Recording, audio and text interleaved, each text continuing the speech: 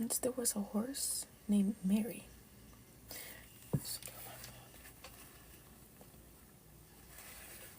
Once there was a horse named Mary. Mary was a beautiful white horse with a shimmering coat and a silky white mane. Mary was fit and healthy, and she won every race she ran.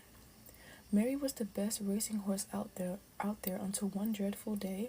It was Mary's birthday, and she was going to do her annual birthday race. When the owners went down to see Mary start her race, something was off about her. She seemed overwhelmed and scared. So the owners went up to her, and she went berserk. She pounced the owners and beat them to a pulp.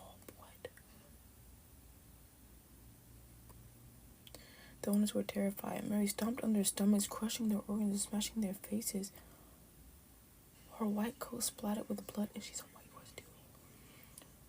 I didn't imagine a white horse. I just immediately imagined a brown horse. I don't know what that is. Yeah, anyway. The owners were terrified. Yeah, her white coat splattered with blood. Soon they were all dead. Mary dragged them into a pile, their lifeless bodies slowly bleeding out, and started to gallop around them in circles for hours, then days, until she's collapsed from exhaustion. Nobody knows what happened to Mary that day. But in the owner's memory, we go on a ride commonly known as the merry-go-round. I honestly hate merry-go-rounds because one time I got on it and I literally just went so fast that I threw up because I couldn't make it stop. But they had made it go so fast that nobody could make it stop. And I think I was too scared to jump off. It was going that fast. And I was so dizzy afterwards. I literally hated how it felt. And ever since then, yeah. I mean, obviously I'm an adult now, but when I was still a kid, someone was like, "You want to go on the merry-go-round?" I'm like, nah, I'm good. Like, you sure? I'm like, no, I'm good. You have fun. I'm not going to spin it. I'm just going to sit on it. I'm like, oh, okay. I don't like merry-go-rounds. I honestly forgot about that merry-go-round. I wonder if it's still up. Sing your heart out. There once was a young lady by the name of Olivia. Olivia was a beautiful girl and loved to sing, but not everyone liked her singing.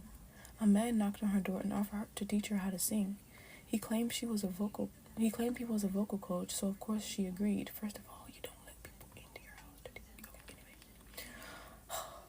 anyways, we never learn, I guess. After weeks, she still couldn't get it, but the man kept encouraging her.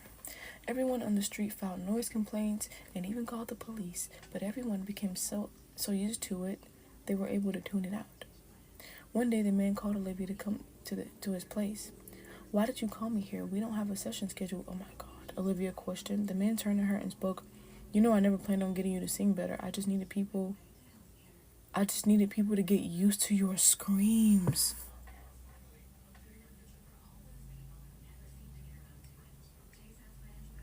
He picked up a knife and pounced toward her. In horror, she ran for the door, but it was locked. He drove the knife in her back and she screamed in pain. She tried to yell for help, but no one came. They all assumed she was just seeing her. This is a little too scary. Why is reading stuff more scarier than watching it? Like, what is it, bro? I don't know. I don't know any part of it up my head, so I gotta be careful. Yeah, it's already over. GG's. I was trying not to mess it up so I could take videos after this. That is so scary. That is so weird and creepy. Ew. And it's the thing, like, it's one thing to let him go to your house. That's one thing. But for you to go to his house, is this a joke? Like, are you for real? Oh no, my eyelids. Oh no, it's not like that. I mean, it is. But anyway.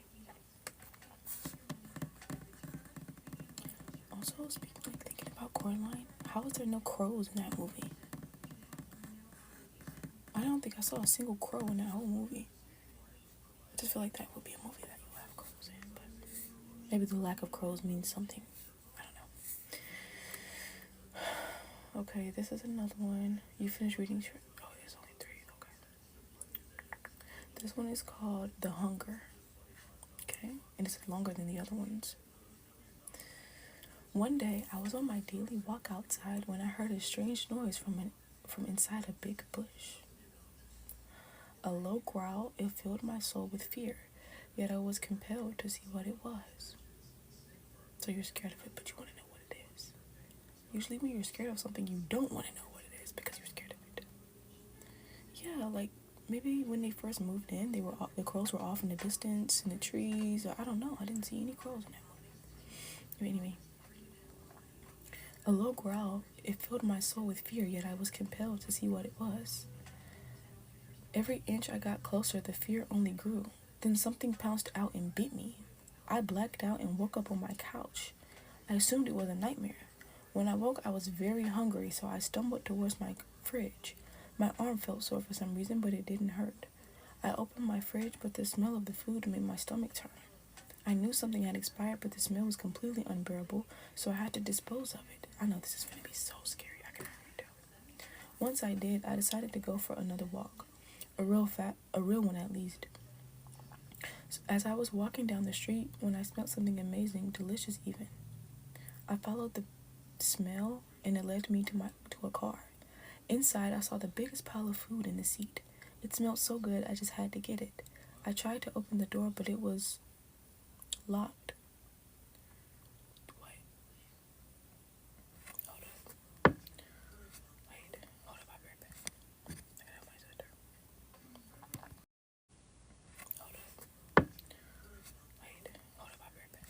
I gotta help my sister. Okay, sorry about that. I'm back. Okay, so we were on the part we were walking outside. We're the main character. We're walking outside and we smell something really good. After something just bit us in the arm and we woke up on the couch. Magically. Okay.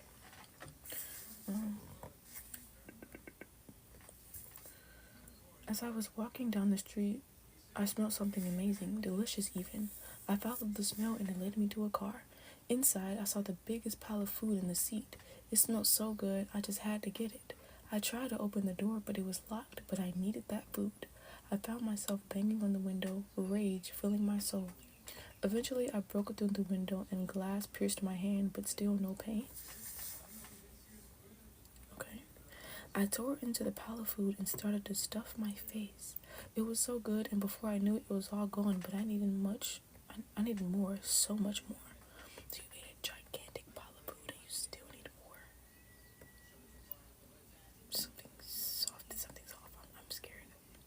I'm scared. I smelled some coming from down the street, only the smell was much stronger. The sound of a screaming tone filled my ears, but I don't know where it was coming from. The smell of food came from all around me.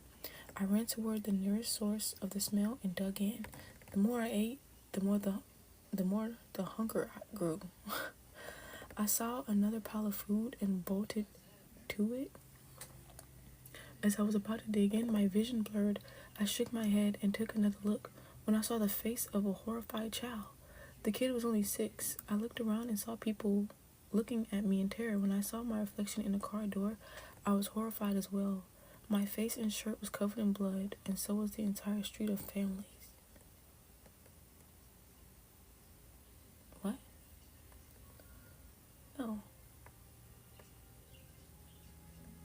I went towards the nearest source of the smell.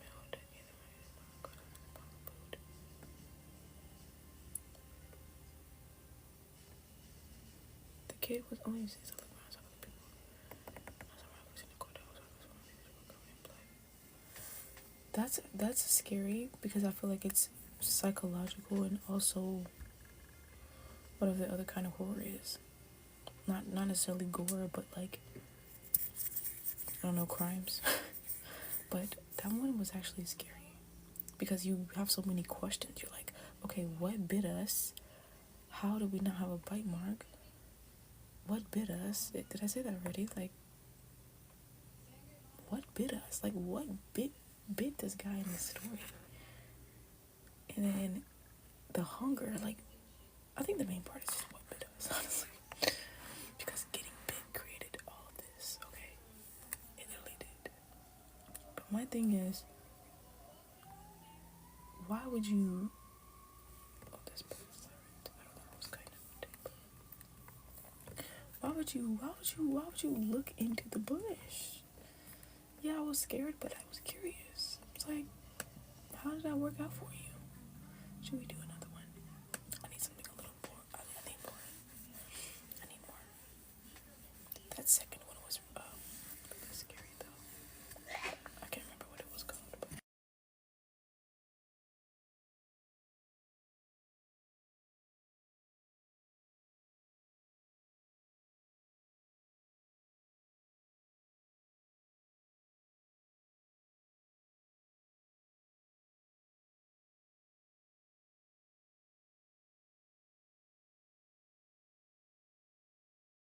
I think I might do some tapping today too. I might have been tapping and stuff. Like, noisy all day, but no, I said short, babe. When it in parts, it's giving me like a 3-hour story. Like, no. Short stories. 30 minutes for short stories. Short stories for 5 parts, 15 minutes. 4 parts. Volume of short horror stories. All of my horror stories in one place. Okay, let's just try this one. It's 2 hours, but we don't have to read that. It's like, I'm pretty sure they're like individual stories. Table of contents. Wow, number 187 is short. I feel like these parts are gonna be super long. I just want like short little, like 2-3 sentences or something. That's a name for that.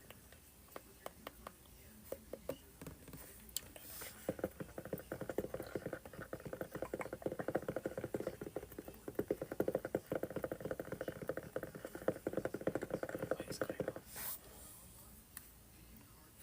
I don't even think this story has anything in it. I read the moment of the other books anyway. Those were some good scary stories. And should we do? Oh yeah, let's do this book as well. Oh, it popped up. Let's see. I don't know how long this is. No, this is like a whole book pretty much. It looks pretty scary though.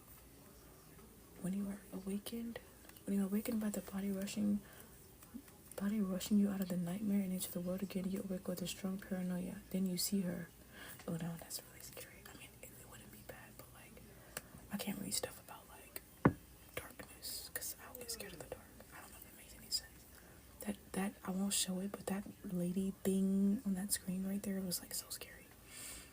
And then it says something about like waking up out of your sleep and then seeing something. I know I have a fear of that. I have a fear of waking up out of my sleep and seeing something scary. No. We're not reading that. I'm not gonna lie. Okay, anyways.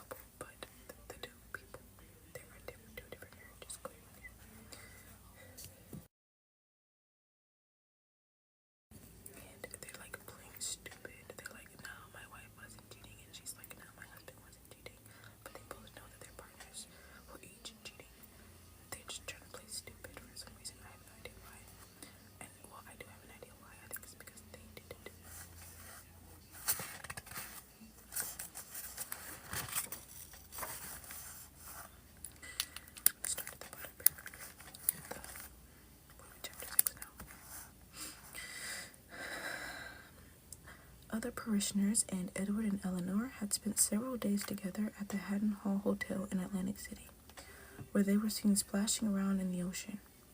A vestryman named Ralph Coraline would later become a key figure in the case, admitted that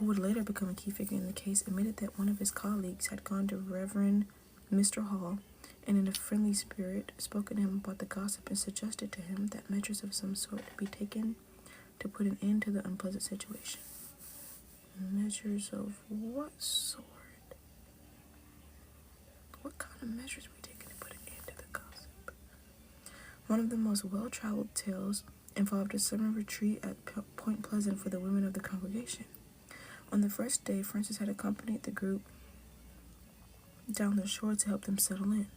When Edward and Eleanor went for a spin in the Reverend's sedan, Mrs. Hall raised ructions? What is this language? She raised ructions, okay. According to someone familiar with the incident who noted that Mr. Hall and Mrs. Mills were the talk of all Point Pleasant. Another day when Edward left to drive one of the women home, Eleanor threw herself down on a cot and burst into tears. When he goes away, one half of me goes with him, she wailed. Oh, wow. The most tantalizing revelations came from Eleanor's friend and family. Her next-door neighbor, Millie Opie, told reporters that the Reverend would visit 3 or 4 times a week. What is going on?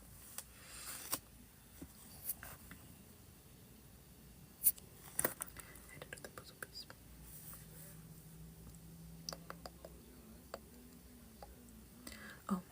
Her next-door neighbor, Millie Opie, told reporters that the Reverend would visit 3 or 4 times a week, usually in the afternoons when Jim was at work, of course. Eleanor once confided to Millie that she was so unhappy in her marriage she considered fleeing for an Episcopalian retreat. I have to get away, she said. There was talk that Edward and Eleanor were planning to run away to Japan or China. One of Eleanor's sisters, Barnhart, told an investigator that Edward was prepared to leave Frances whenever Eleanor said the word. These rumors gained credence with the discovery in Edward's safe deposit box of roughly $40,000 in securities. What? He's rich. Well, he literally is. He literally is rich. Well, he married her. I think the lady that he married was rich. I don't think he was rich, but they might have both been. I think they were both rich. I can't remember. He had acquired. Oh yeah. These rumors gained credence with the discovery of Edward's safe deposit box of roughly $40,000 in securities, mostly Liberty bonds. He had acquired $10,000 of that sum in 1921 when Frances's mother had died and her estate was settled. It was unclear how he had came to possess the remainder of it for what purpose he had squirreled it away. Yeah, that's what I want to know. Edward Hall was laid to rest on Monday, September 18, 2 days after the discovery of his body.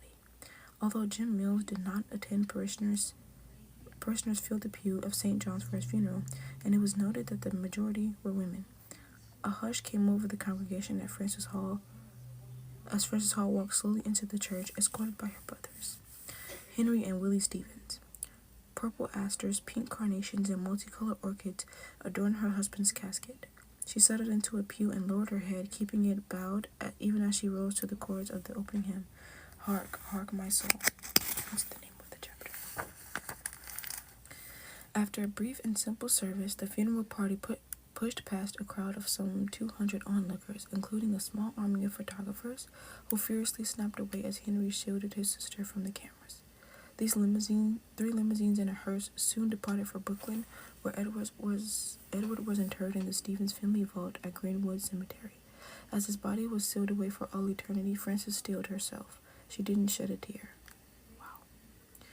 Eleanor's funeral the following morning at Hubbard's morgue was humble by comparison, although Charlotte did manage to send her mother to the grave in a $600 starlight mahogany coffin, bearing a wreath of dahlias sent by Frances Hall. Some speculated that Frances paid for the coffin as well. Of the 20 attendees, none of Eleanor's fellow choir members came to pay their respects. Jim buried his face in his hands, and Charlotte's sobs rose above a clergyman's eulogy as the mourners sang, Jesus, lover of my soul, an undertaker tiptoed around swatting flies. Wow. After the service, the funeral cortege, is that how you say that word, drove to Van Lille Cemetery in North Brunswick for Eleanor's burial. Both victims had not been sanctified and returned to the earth, but for their loved ones, closure remained elusive. Oh my god, it's like actually getting good. Should we keep going?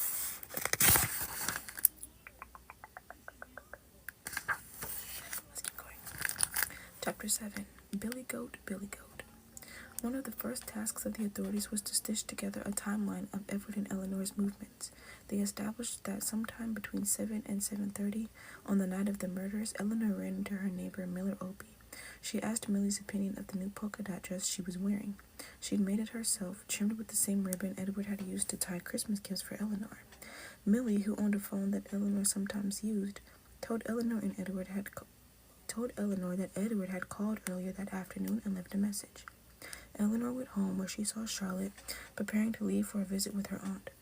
Eleanor found a nickel to call Edward from a payphone. All you needed was a nickel. Wow.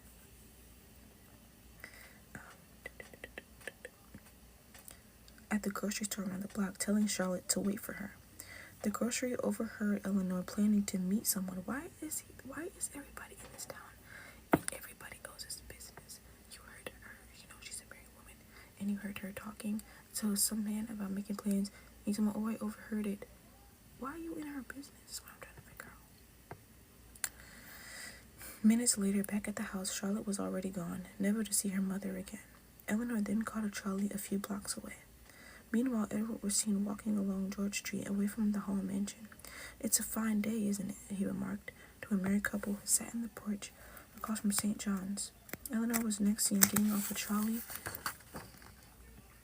at the end of the line on Eastern Avenue near Brookleek Park. Witnesses placed Hall in this vicinity around the same time. One woman swore she'd passed both separately within minutes of each other, around 8 p.m.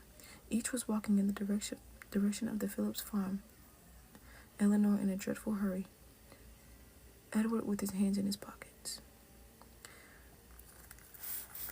Numerous people who lived near the farm described hearing shrieks and gunshots a short while later, although there was little agreement on the exact time. 9 o'clock, 11:30. One resident, Norman Tingle, who had been stargazing with his wife, recalled hearing 3 or 4 shots between 10:15 and 10:45. They were fired within a half minute of one another. He told Beekman and Totten, Norman's wife, Nettie thought she heard a woman screaming right before. Norman's wife, Nettie, thought she heard a woman screaming right before the shots rang out. The incident transpired shortly after they'd seen a shooting star, which Nettie believed was a harbinger of death. "Somebody has gone west," she had said. "Okay, really? A shooting star is not a harbinger of death. It's really just a shooting star. It doesn't care about birth at all." As the days turned into weeks, officials still had no idea what happened in those dark fields or why. The absence of a weapon, as well as the nature of the wounds, ruled out the possibility of a suicide pact or murder-suicide. Frances and her handlers insisted it must have been a robbery gone awry. I think that's how you say that, I'm not sure. Edward's gold pocket watch was missing, and no cash was found on his body, even though he was known to carry money. The authorities entertained a different theory, which took shape as the investigation progressed into the fall. They posited, how do you say that word? I thought it was posited that the unoccupied but still furnished farmhouse on the Phillips property, about 75 feet from the crabapple tree, had served as a trysting spot. Someone or some people followed Edward or Eleanor into the farm. A confrontation ensued. It turned physical, accounting for scratches and that the coroner had noticed on Eleanor's face and Edward's hands. Amid the scuffle, a pistol was drawn. Screams, shots, silence. Afterward, Eleanor's throat was cut and the bodies were staged. It was a crime of anger and vengeance, but also of intimacy. Yeah, if the love letters were surrounding them, But what was that word that I saw? Posited. What is that?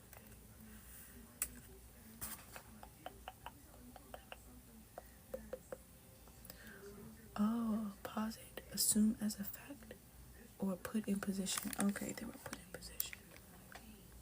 I did not know that. I thought the word was positioned. See, that's why you like reading in school, because you learn stuff. Yo, mama, thank you for the follow. I appreciate you. I thought I was like tweaking. I was like, what is that word? It's posit. I am reading Blood and Ink by Joe Pompeo. It's a double murder mystery from, it's a double murder from 1922.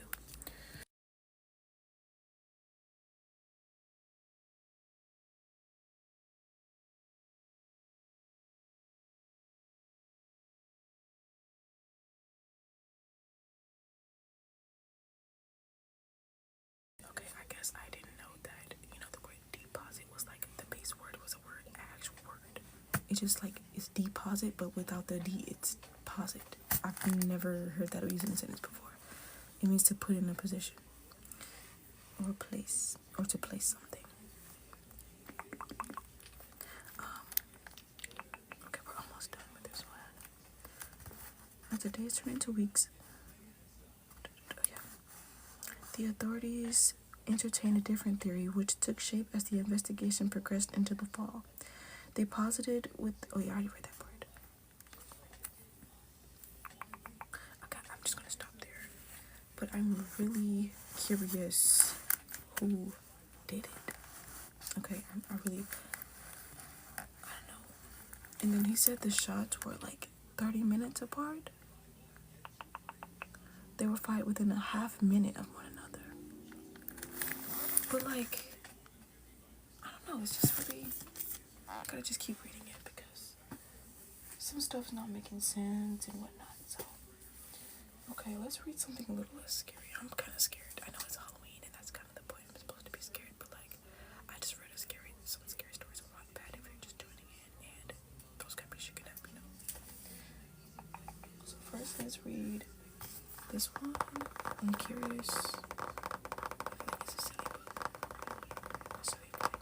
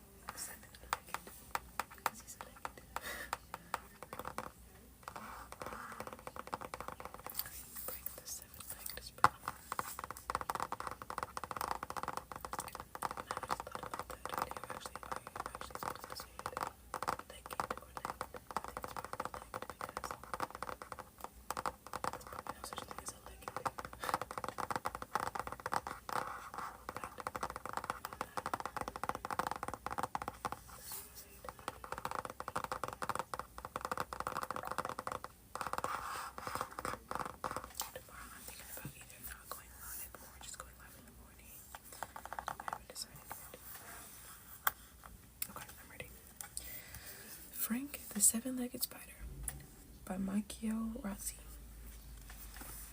Maybe it's Michelle, I'm not sure. It could be anything. Frank the Seven-Legged Spider.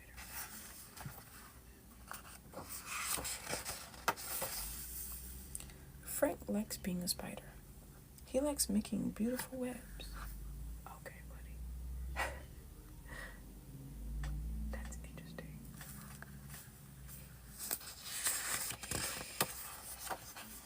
He likes scaring silly humans.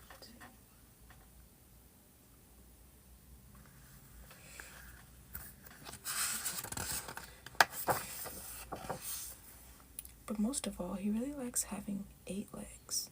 8 beautiful, glorious legs. Legs that can wiggle and jump and scurry around. Everything was going great until...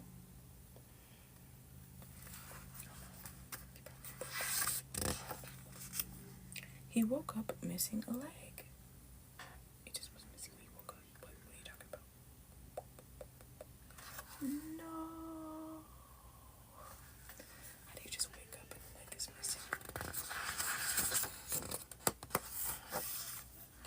Where did it go? Did he have it when he went to bed? barely recognize you. Why are you still a spider, Frank? Okay, you guys, come on. It's just a leg. Is that a black widow spider? Oh my gosh, I'm scared. This is so scary. Is he still a spider? Frank doesn't know. Well, that settles it. He has to find his leg. I feel like it's gonna go back. Of course, moving around with a missing leg takes a lot of practice. Try being human, we only have 2 legs. Must walk straight. But you're missing 1 leg. You're not missing 4 legs. You're missing 1 leg. Like, it's not that big of a deal. It's just 1 leg. But Frank gets the hang of it and he goes out to search for his leg. Uh-oh.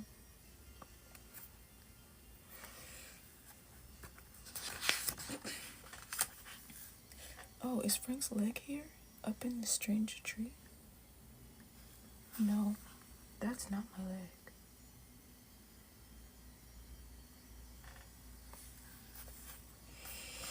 Just kidding.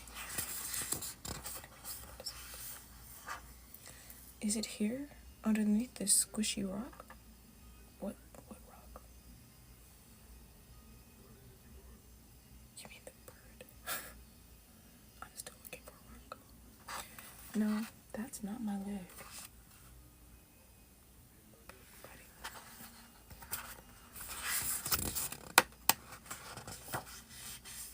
Oh. Is it here in this dark, warm cave? That's okay. No, that's not my leg. Ew, dude. I know it's worse. A spider just crawled up his nose. Or he's inside his nose. Frank searches everywhere and still can't find his leg.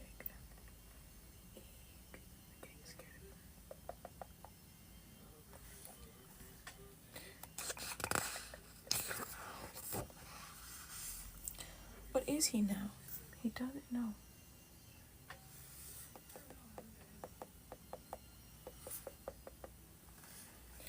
Mr. Spider. Howdy, hello, how you doing? Not good. I lost a leg. That's too bad. Hey, he has 7 legs. Lucky. I'm a spider. I'm supposed to have 8 legs. So, our friend Nancy lost an antenna, and she became our queen. Really?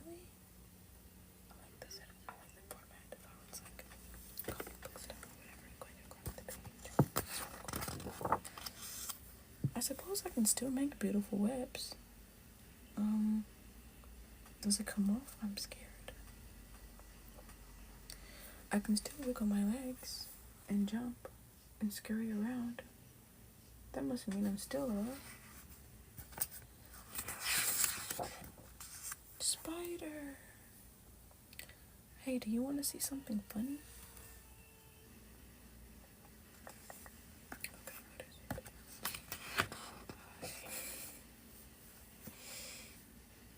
Oh no.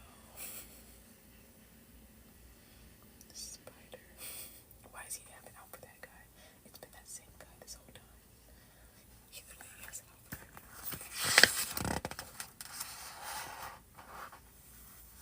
The end. That one was okay. That was cute. I don't know what happened to his leg though. I thought we were gonna find out. This is the only other scary book I have. I feel so bad because I literally completely forgot to go get more scary books. Real dark spider, you can't see, but the worst, especially if it's at nighttime. You be like, oh my gosh. Like, when did I walk into a spider web? Especially because my main thing with spider web is like, I don't know if the spider was on the web when I walked through it.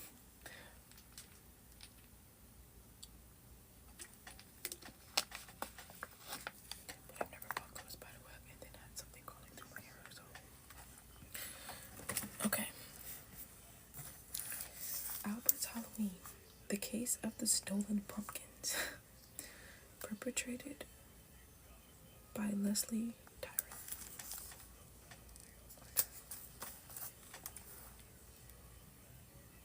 Albert's Halloween.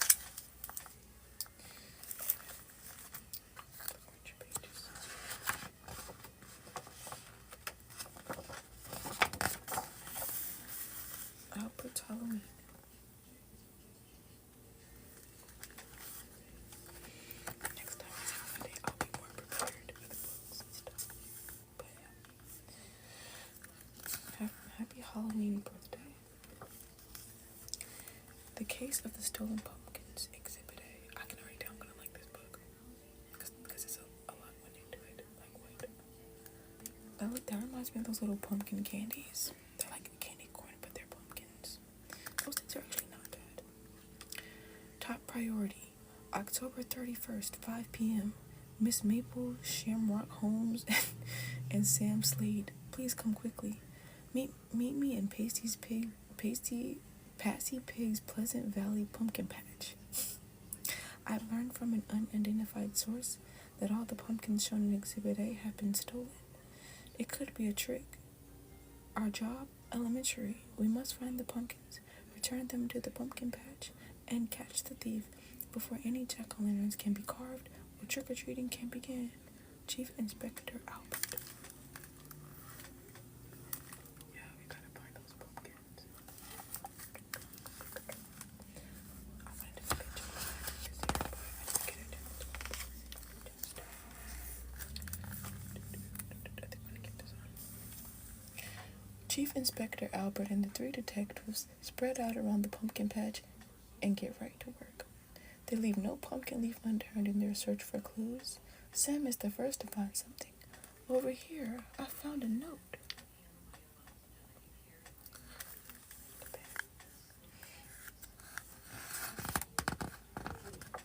What is that?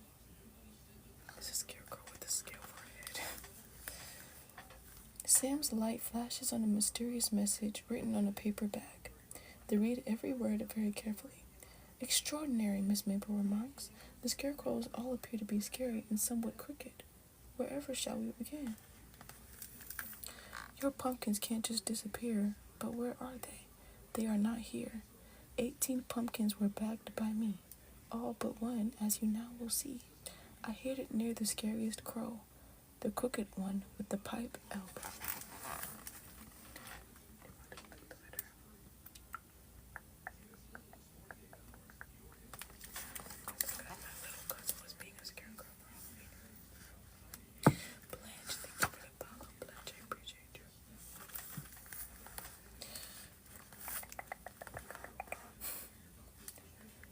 They search every scarecrow, looking for the pumpkin mentioned in the note. Finally, Miss Maple calls out, I found the pipe elbow.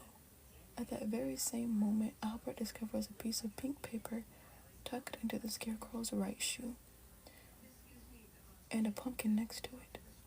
Elementary, Albert remarks. The thief hopes to throw us off the trail by teasing us with one of the pumpkins as well as another clue.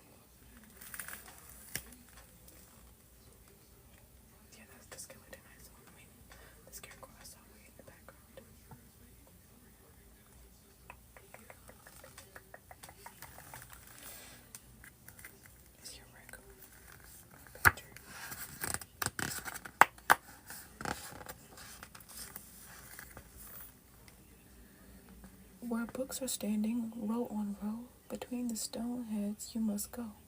I think I've heard the lions roar, but the raven still squawks, nevermore. If you hurry, you might just catch me and the pumpkin patch.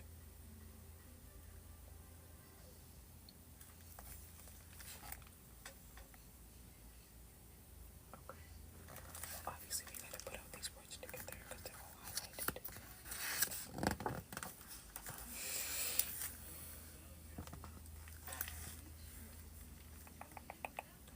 They note that the place where books are standing, row on row, must be the library.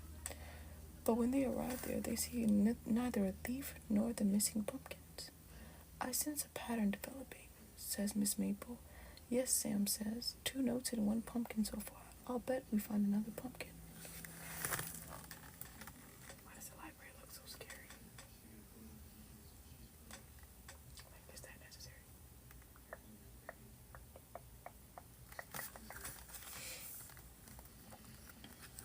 And there's a crow, but there's a couple ravens watching them, stalking them. Miss Maple picks up a strand of pumpkin vine at the top of the steps. A moment later, Albert and Sam discover another pumpkin lying in plain sight. One thing is obvious. The pumpkin thief has been there and gone.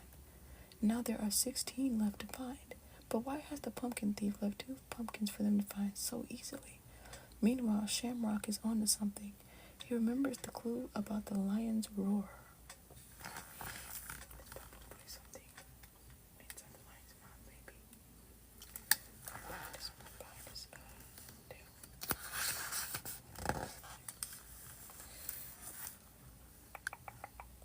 There is a tree that's standing still. Though it is dead, it has its fill of things that hoot and crawl and creep at night while you are fast asleep. Inside the burned out hole is where you'll find surprises if you dare.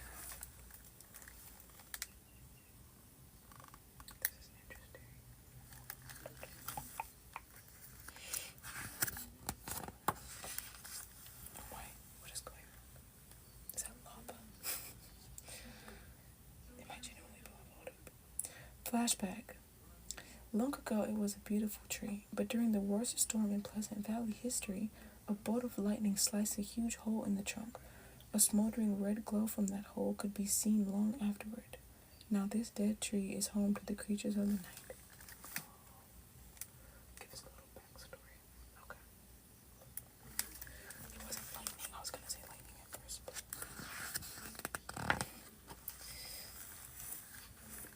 I know, right? So cool. Chief Inspector Albert and the detectives race along the dark country road, past the witch-capped trees, around the haunted meadow, and up the knoll to the old dead tree. But who will actually reach into the spooky dark hole to see what's there? I promise you won't believe me. I really like reaching my hand under the bed. I really like playing Happy Halloween. Happy Halloween to you too. Thank you. Okay, what a break.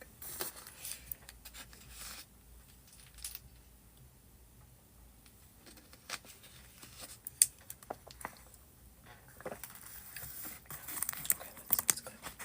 Oh my god, this is so creepy. I didn't even notice. It's like that right there. What? That's so scary. I like when the duck is on the bike. You guys know that book, Ducks on the Bike. It's only a duck on the bike right there. Is it called Ducks on the Bike? Duck on the Bike by David Shannon.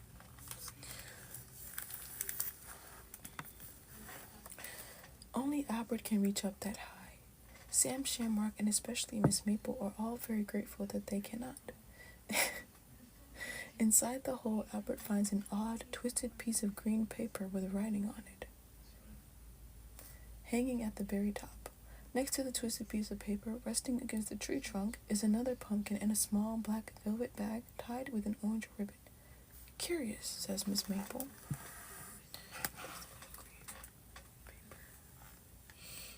Is that a mouse? I think it's a mole. I can't tell. It looks like a pig. Yeah, that's a pig. This is so creepy.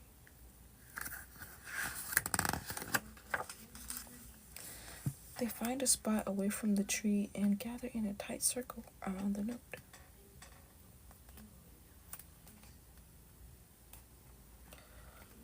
Okay, this looks cool, by the way.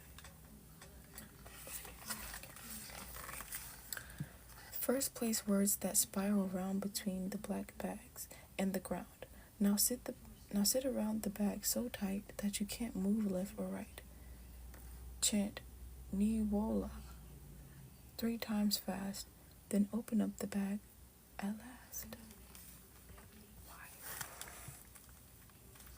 Just give me my pumpkins back. Why we gotta go through this game? This is scary. I don't like this. Inside the black velvet bag, they find no clue, just one ordinary brass key. It's time to look carefully at these clues again, insists Miss Maple. There must be a key to the key. We seem to be very good at finding notes, but what about the other 15 pumpkins, says Sam.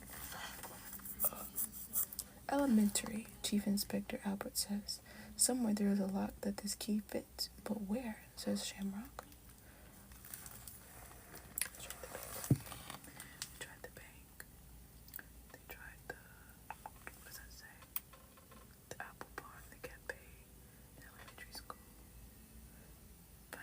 A door opens.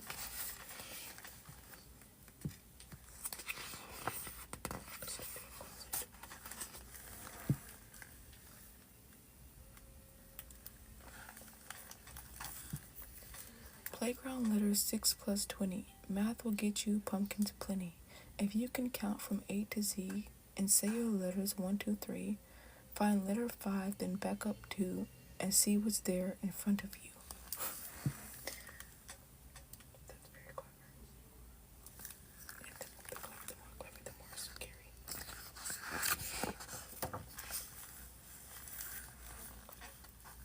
Yeah. Count from A to Z. Say your letters 1, 2, 3. Shamrock says, "What kind of gibberish is that anyway?" Chief Inspector Albert suggests that it might be a code. Duh. Back up probably means minus. If E is the 5th letter of the alphabet, then that would mean ABC equals 1, 2, 3. That's right, says Sam, who is very good at math. E minus 2 is C. We must go to the letter C. At the letter C, they find another clue and another pumpkin.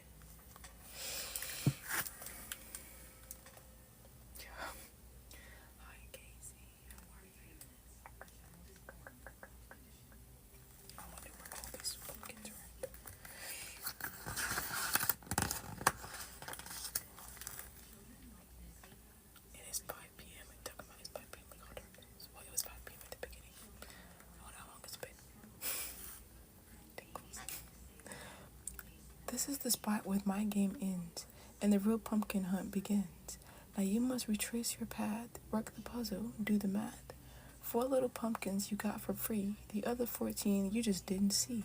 Every word I wrote, you read. Now read words should be read instead. Oh my god. Good, thank you. Very good. Yes, I'm doing so good. This is giving zodiac killer vibes. That's what it gives. I'm sorry, but it's just giving that. It's getting zodiac vibes. That's why it's so scary. Miss Maple takes all the clue notes from her purse and spreads them out on the grass. Carefully, they remove each of the red words from the notes. Finally, they put the last puzzle piece in place and then read the message. So, Sam says, the pumpkins weren't really stolen after all. That's right, it's a game, says Miss Maple. Very clever indeed. But who would make up a game like this? Shamrock asks. I know who, Albert says. It's really quite elementary. And so, with the puzzle assembled, Chief Inspector Albert, Miss Maple, Sam Slade, and Shamrock Holmes retraced their route to find the rest of the pumpkins and return them to Patsy's pumpkin patch. It says, where are they? 4 you got for free. Where are they? 4 you got for free. 4 in the pumpkin patch. 6 are at the dead tree. 1 is near the lions. 2 on the playground. And 1 with me. Who are you? Who are you?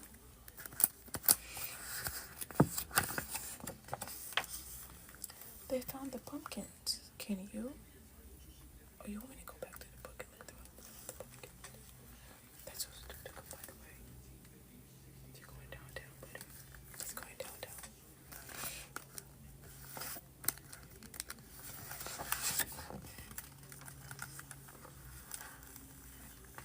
It's another note.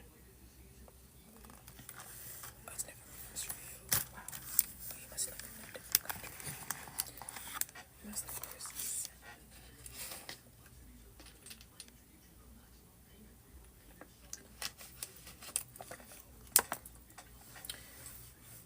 It says October 31st, 7 p.m. So it did take 2 hours. I was thinking that.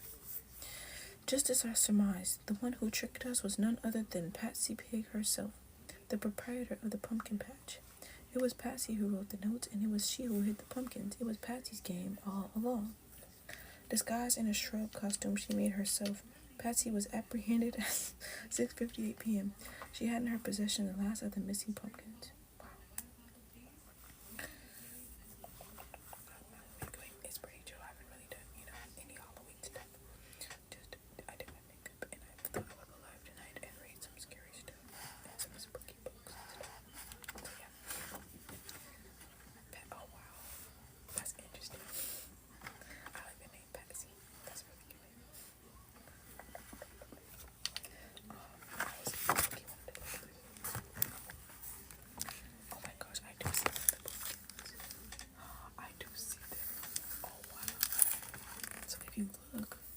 pumpkin right here. Wait, right here. There's a pumpkin right there. And then there's also a pumpkin in the tree. Right there. The duck was standing right there too, and the duck didn't see it. There's pumpkins everywhere if you look. It's like pumpkins by the spiderweb, pumpkins around the bed. I get them from my local public library, to be honest. That's why I love it there, because like I can get as many items. I can get up to 60 items, and I just, yeah, it's really cool.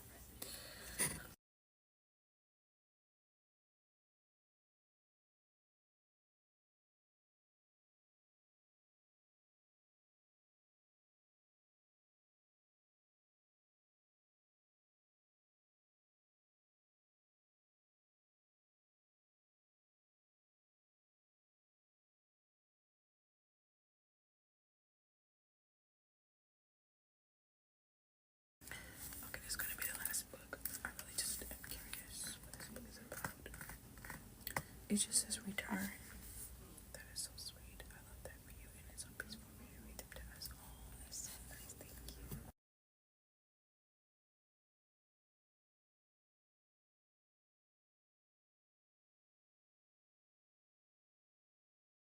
That's actually so nice.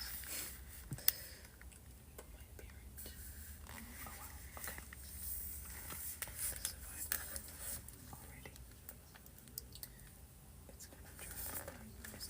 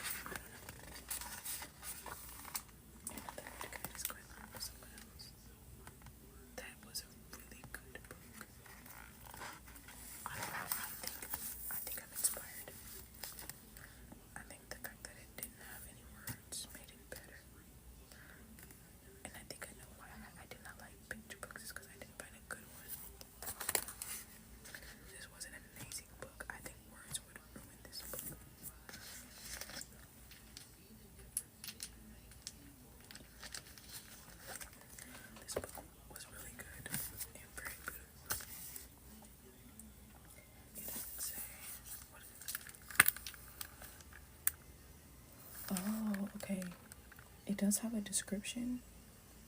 Yes, go return.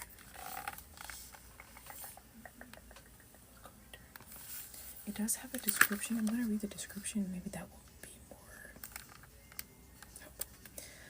Failing to get the attention of her busy father, a lonely girl turns back to a fantastic world for friendship and adventure. It's her third journey into the enticing realm of kings and emperors, castles and canals, exotic creatures and enchanted landscapes. This time it will take something truly powerful to persuade her to return home. What?